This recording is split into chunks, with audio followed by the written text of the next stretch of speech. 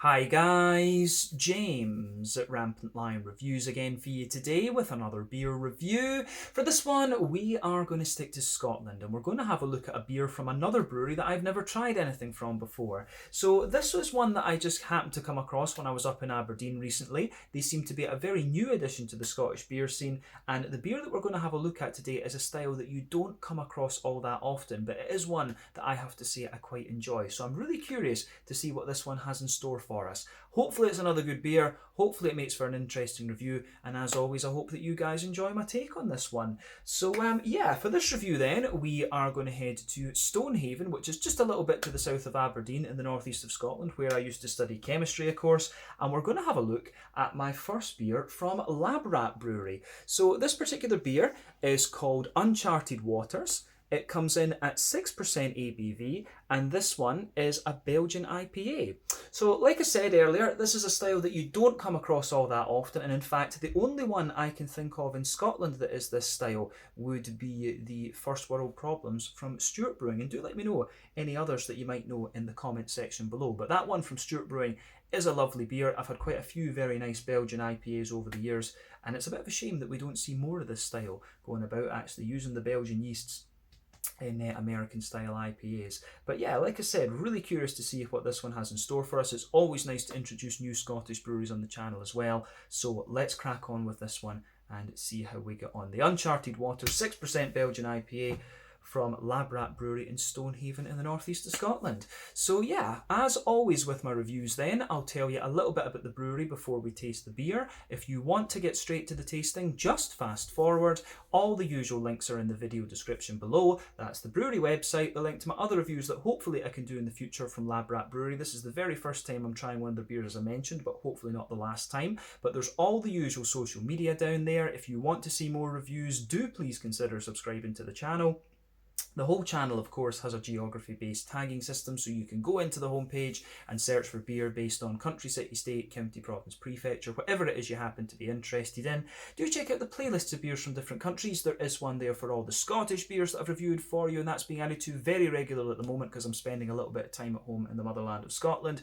And as always, please do get in touch and let me know some of the other beers and breweries that you guys would like to see me review. It's always great to hear from you guys that are watching the videos, and the support that you show the channel is hugely appreciated. So anyway, on to my brewery notes then to tell you a little bit about Lab Rat Brewery. So Lab Rat Brewery, as I've mentioned to you already, are based in Stonehaven, just a little bit to the south of Aberdeen, and the company was founded by Pete Mackenzie back in 2018. Now, Pete is a doctor, a general practitioner doctor to be precise, and he's been brewing since 2009 when he returned from Australia. So he had seen the craft beer scene starting to kick off in Melbourne, and as I've told you in my videos before, I was over in Australia back in about 2015.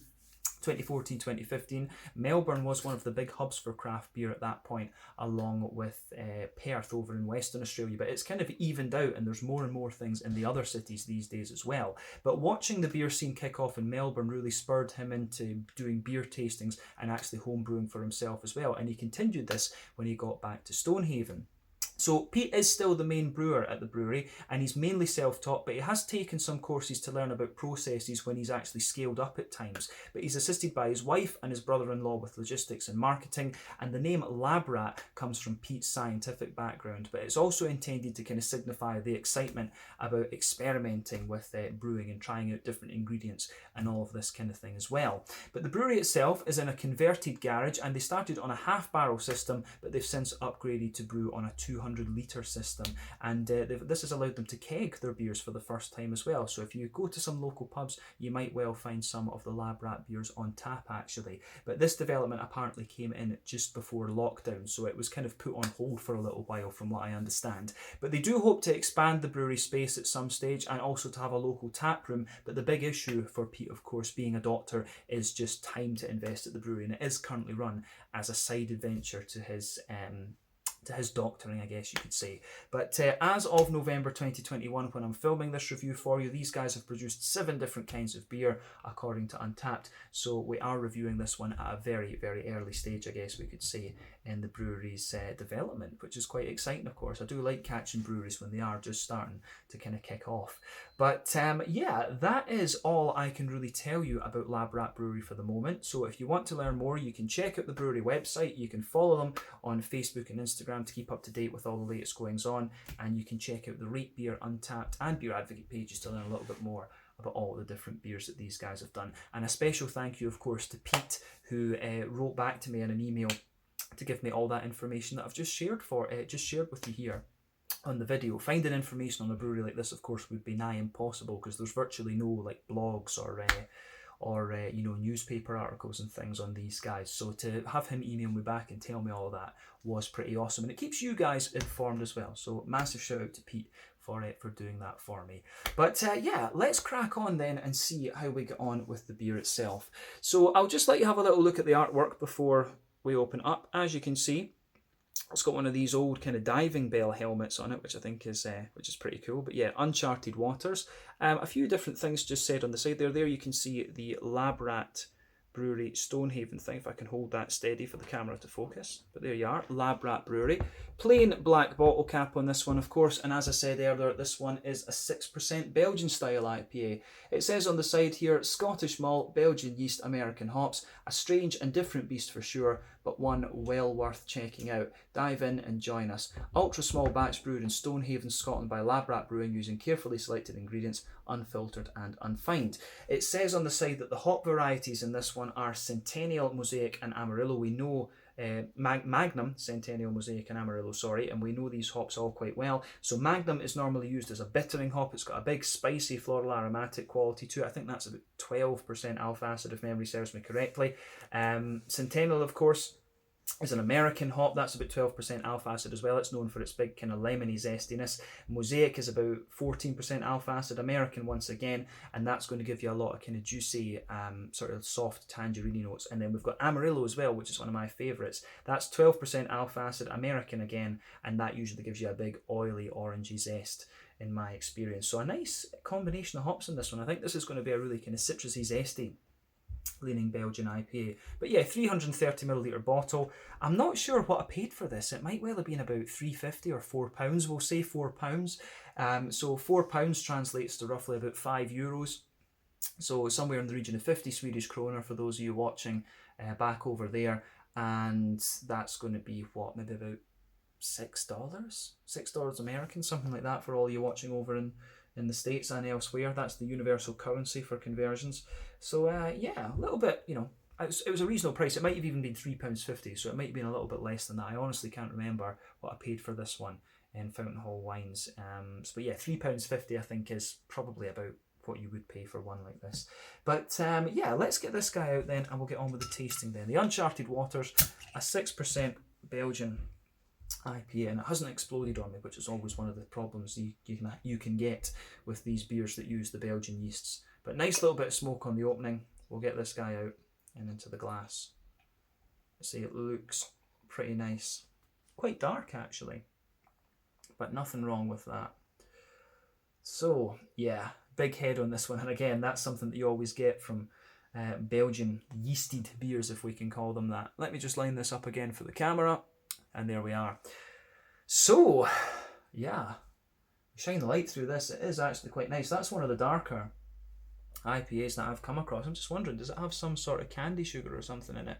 Because that's always a big thing. When it comes to triples, I think when it comes to blondes, doubles, triples and quadruples in Belgian brewing, they always put a little bit of candy sugar in them. That's how they keep the mouthfeel actually quite light and crisp, but manage to get the high alcohol percentages.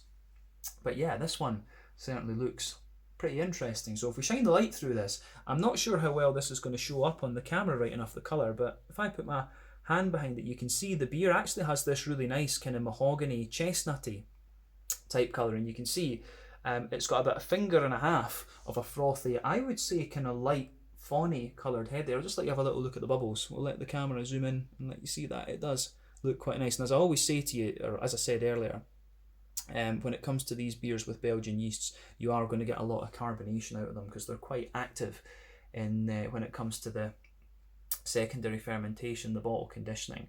But yeah, the beer itself does have a little bit of a natural haze to it. I think you can see some of that when we bring it up to the camera there. So it does look pretty nice. But yeah, I think it's fair to say that this one is a sort of mahogany, chestnutty colour. I think that's definitely fair to say. But one or two big bubbles sticking towards the side of the glass, a few little ones going up towards the bottom of the head there. But overall, it does look pretty nice, but nothing overly surprising about this one. I have seen Belgian IPAs that are this dark before, but it's quite unusual. Usually they are more kind of blonde in colour. So yeah, that's interesting. So I think we can take a look at the aroma of this one then and see how we get on. Just remember though, with the colour of these beers, it's usually determined by 1, the type of malts that you use, 2, the length of your wort boil is also going to play a role. The longer you boil the wort, the more the sugar's caramelised, thus you get a different colour, you can get a slightly darker colour of beer. But then any adjuncts that you put in can also play a role as well. And the darkness of this beer shows you that they've maybe used some like a really quite dark malt, a really brown sugary leaning malt in this one, or they've boiled the wort for a little bit longer, or potentially they've used a little bit of some kind of candied sugar in it. But we'll figure that out from the taste. Actually, you can usually look at certain things to do that. But yeah, let's have a look at the aroma and just see how we get on with this one. Ooh, that does smell pretty nice actually. It's kind of interesting. So first off, I'm going to say this one has this really it's got this big bready backbone to it actually, and it's kind of interesting because you do have a little bit of an almost kind of candy sugary kind of thing going on with it too. So yeah, this is going to be quite interesting. But overall, it's quite a smooth, sweet, and actually quite oily and fruity smelling beer. That's just a basic overview of it. But let's go into it a little bit more in depth and just break it down. But I think this is going to be quite a quirky one to try, I have to say. So we'll sugar it up a wee bit more. And yeah, backbone of this one, it is quite interesting. So it's interesting because there's a nice little bit of a kind of brown bread crusty sort of thing there, but you also get that smooth brown bready character. But there's also a wee bit of a kind of there's almost a little bit of a slightly vegetally aroma to this, which is kind of interesting. So yeah, that's a little bit unusual in this one, but I have had this in beers before where it smells like quite vegetally, but then you get none of that when it actually comes to the actual flavour of the beer itself. So we'll look at that again a little bit later, but like I say, there is a sort of brown bread crusty backbone to it. Definitely some kind of brown bread, that little bit of vegetally kind of thing. There's 1 or 2 little slightly woody notes coming out of it for me, but I do actually get quite a little bit of I do get a little bit of a kind of like Jacob's cream crackery sort of thing out of this one, which is quite interesting. But there's certainly some brown sugars in there, a little bit of a Werther's Original butter candy, kind of McVitie's Digestive kind of thing, and also a wee bit of a kind of sweeter caramel as well. So I really like how that I do like how that goes together in this beer for sure. But on the on the malty side of things, it is quite interesting. It's really just unusual. I mean, I think it's the yeast. It's to be something to do with the yeast and the way the malts are kind of combining together. Different yeasts and malt and hop combinations can always throw out really random things, and I wonder if that's what's going on with that slightly vegetally note that this beer has. But definitely a little bit of it. There is a wee touch of sweet caramel in there, a wee bit of McVitie's Digestive biscuit, and you also have a little bit of the that kind of Werther's Original butter candy type thing coming out of this one. So that's really interesting when it comes to this beer. But yeah, brown bread underneath, a little bit of woodiness. These are all things that you would come to expect. So yeah, I do like how that goes together. On the yeasty side of things, yeah, you get this slightly, the yeasty notes in this are quite, sort of white bready in a sense. You do have a little bit of that almost slightly kind of woody, farmhousey kind of thing. The yeasty character you get out of this almost comes across as being a little bit sort of saison-y in some ways. So yeah, it's quite interesting. It is quite interesting. in that sense for sure. But I'm sure this one's going to turn out to be quite interesting when we actually get round to tasting it. But yeah, I don't think there's too much else to say about the yeasty malty side of the beer. Let's focus on the hops and the fruitiness. So on the hoppy side of the beer, there is definitely a wee bit of earthiness coming out of this one. I do get a little bit of that in this. So yeah, a little bit of earthiness for sure. There is a wee bit of a floral aromaticity in there. I'd say the floral aromaticity is actually, it's not quite as spicy as I've come across with Magnum before. Magnum and Tomahawk were always quite favourite hops of Amagerbrewhus, who I've been reviewing a lot of things from when I've been over in Sweden the last few years. They're a really good brewery in Copenhagen if you haven't heard of them. But yeah, you know, Magnum was always a good favourite of theirs. German hop, it can be, I think there's a New Zealand Magnum as well, if memory serves me rightly, but not quite as spicy. So I do wonder if there's more late edition hops in this rather than a lot of early edition hops. And again, this is the change you have in recent times from West Coast IPAs over to New England IPAs. But yeah, nice kind of bright floral aromaticity to it. At the same time though, you've got quite a wet grassy character to this one. There's a lot of grassiness to this beer and it comes across as like a wet, freshly cut grass type aroma. But yeah, on the fruity side of things though, it is quite interesting because you do get some really nice kind of candied notes out of this one. Yeah, there is some really nice sort of candied character to this beer. So it's got a little bit of, I would be surprised if I was smelling this without knowing the hops, I would be surprised that there wasn't Cascade in this because it does give you a little bit of that kind of candied red fruit. But yeah, for me,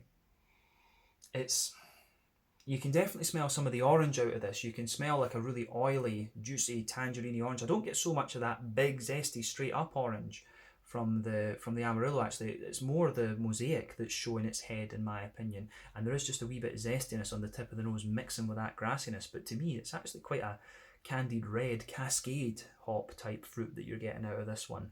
So the fruity side of this beer is quite interesting. There's quite a few quirky things coming out of this beer, but as I said, it's a style that you don't come across all that often, so we should expect the unexpected. But yes, I always say take a little bit of time to enjoy the aroma of the beers before you get stuck into them. That's always half the experience, but I think it's about time that we kick on and have a look at this one then. So yeah, this one is the Uncharted Waters 6% Belgian IPA from Lab Rat Brewery in Stonehaven, a very, very small brewery this one. Slàinte, skål, and cheers.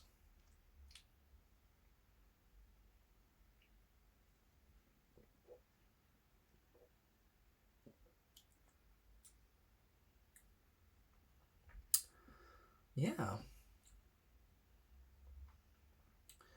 It's quite interesting. It's quite it's actually very, very bready and kind of malty and things, this one. But you do get the hops on the back end of it. So I'm wondering, I have to admit, I am wondering if this I'm wondering if the beer is meant to be quite as grainy and things like this.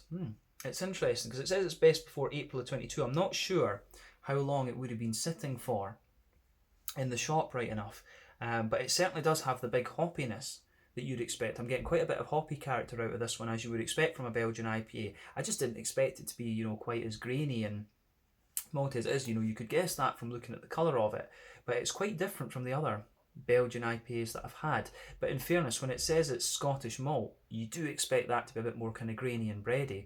So it's quite I think when we assess this one, it's quite unusual for the Belgian IPA style. It's certainly one of the quirkiest ones I've come across within this particular style category actually. But going from the flavour, because I was a bit wary of it when I opened it up and saw it was this colour, I did wonder if there'd maybe been an infection or something like that.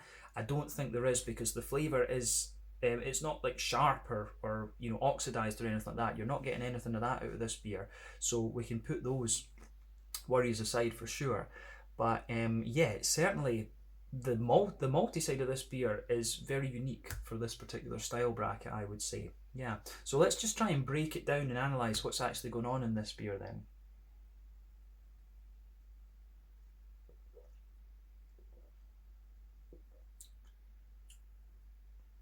Yeah, so you do actually get quite a bit of that nice kind of Belgian yeast in the aftertaste of this one for sure.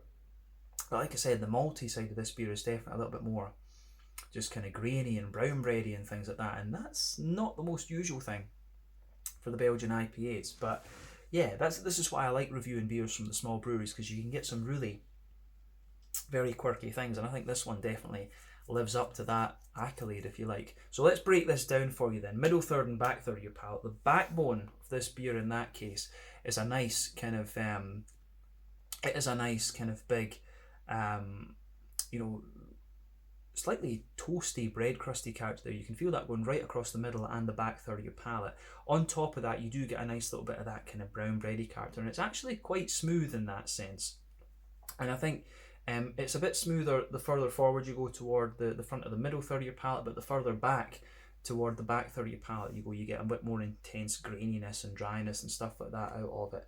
So yeah, I really like how that goes together.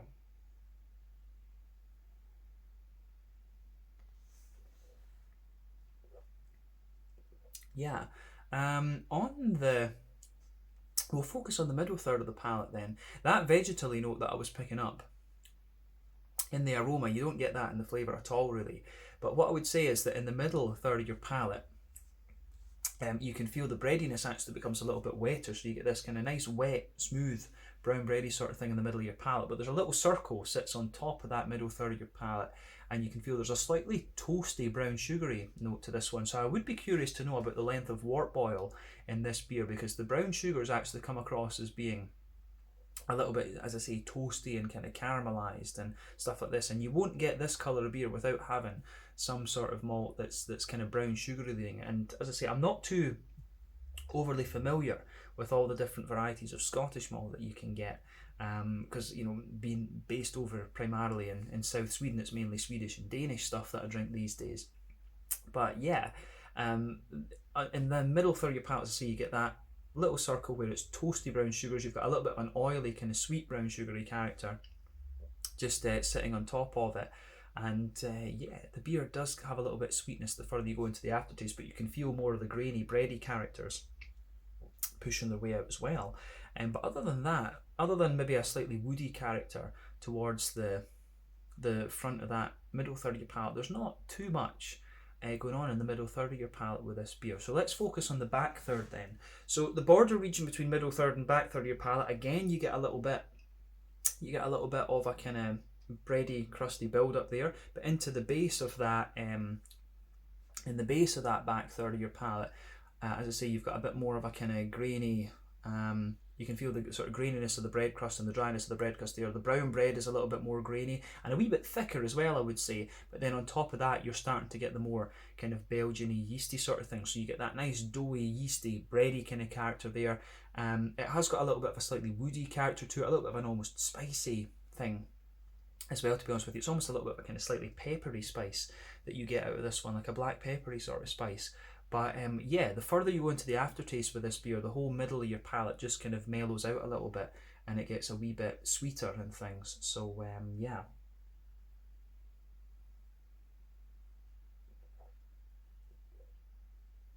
But yeah, the way that all goes together is pretty nice actually. And this is one of these beers that you have to take a few sips of it to really kind of get what it's going for. But it's certainly one of the more kind of brown bready Belgian IPAs that I've come across. But it's a very, you know, when it comes to the Belgian IPAs, you always expect them to be quite kind of yeasty and bready and things like that. But this one's definitely more brown bready, and like I say, that's the kind of unique point about this one actually. I think there's quite a bit of a brown sugary presence to this one to me, and it sweetens up the middle of your palate, really sweetens up with this one the further that you go in, you go on with it as well. So yeah, just quite a quirky beer rather than anything else, this one, to be honest with you. But let's focus on the hoppy side of the beer then and see how we go. So back corners of the palate, you have got a nice little bit of earthiness there, and I think that builds a good bridge with certain parts of the yeast in this beer. But as you come further forward, it does get a little bit herbal, and then as you push towards the kind of front corners of the palate, it's got a little bit more of a kind of floral aromaticity to it. But like I say, it's not too spicy, a floral aromaticity, just a little bit spicy, and then that sits there the further into the aftertaste that you go. So yeah, I think this does go together quite nicely for sure.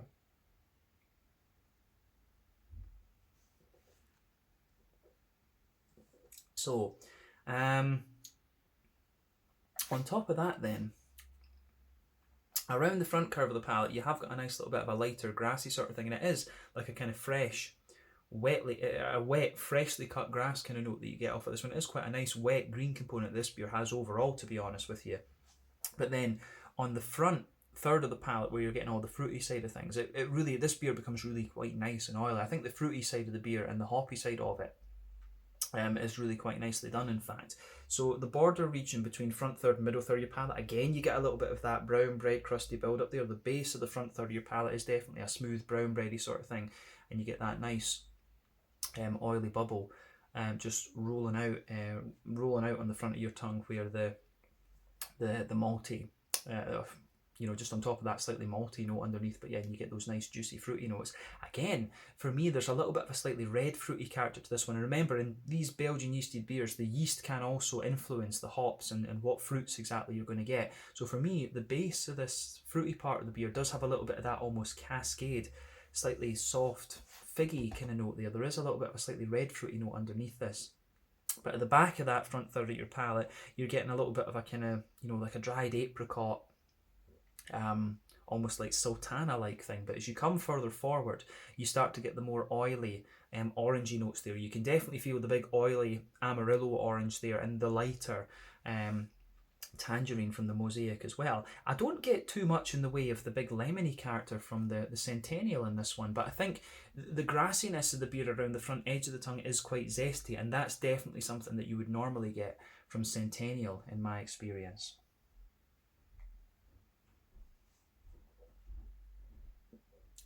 But yeah, it does just work out really nicely, and it does work out just really nicely in that perspective. So yeah, nice big oily, wet, fresh cut grass kind of thing coming out of this one, and the fruitiness. I'm a big sucker for these big oily orangey beers, and this one really does lean towards that with just a little bit of red fruit behind it. So it does actually have this kind of old school West Coast oily fruitiness to it, but then it's got quite a Scottish malty grainy kind of thing going on, but it's got a big kind of Belgian yeast character to it. So this is a really unusual Belgian IPA, this one, for me. It is actually in a lot of ways more like a West Coast IPA, and it reminds me of some of the German brewed West Coast IPAs that I had a couple of years back. It really has the breadiness that you'd expect of them, but it has some of that Belgian yeasty character in it as well. So this is really quite a quirky beer. You have to take because it's not really true to style in the sense that it's, if you think of the first world problems, it's definitely a lot more grainy than that.